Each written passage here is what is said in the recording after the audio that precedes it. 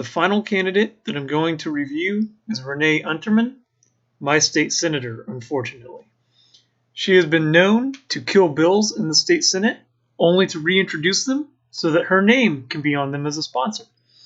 She has also been known to hold up legislation in the state Senate until legislation that she has sponsored gets passed in the House. Beyond that, she tried to pass the Equal Rights Amendment. She sponsored it just last year.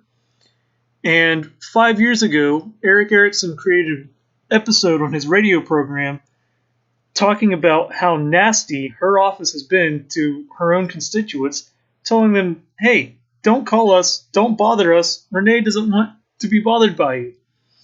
And I'll leave a link in the description below that will take you to that episode so that you can hear it for yourself. Anyway, with that done, I'm going to go ahead and go over the issues and analyze them just like with everybody else. Supporting President Trump. Nancy Pelosi and her liberal squad have been on a mission to impeach President Trump since November 2016, and we need a strong conservative fighter in Congress to ensure he's able to govern effectively. Renee will force the do-nothing Democrats to put petty partisan politics aside and get Congress back to governing for the American people.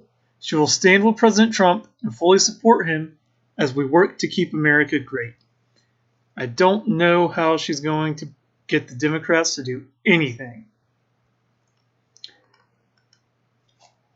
Growing our economy. Renee is proud to have helped guide Georgia's economy to being named number 1 7 years in a row. Our state is thriving because we have cut burdensome income taxes at both the state and federal level, all while balancing the state budget.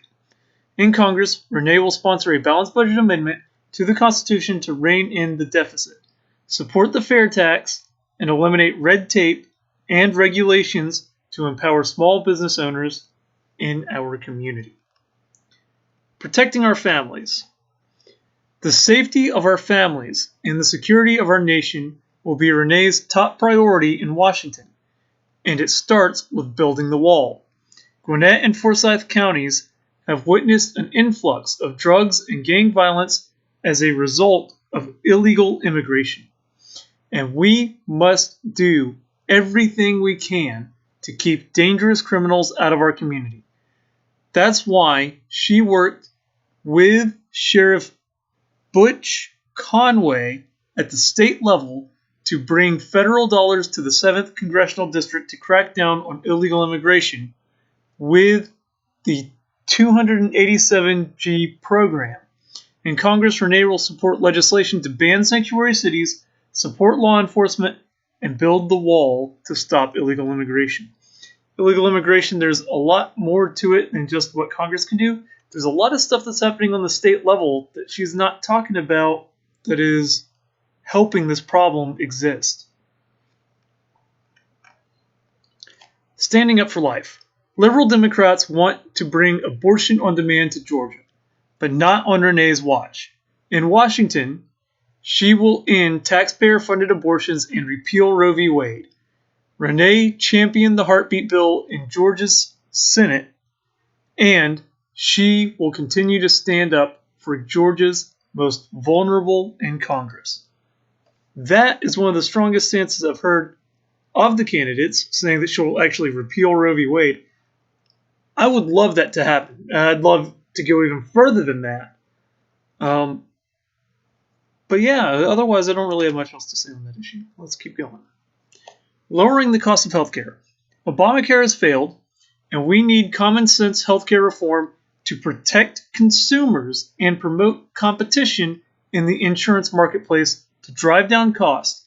As a nurse and former chairwoman of the Senate Health and Human Services Committee, Renee has the experience and knowledge to get it done.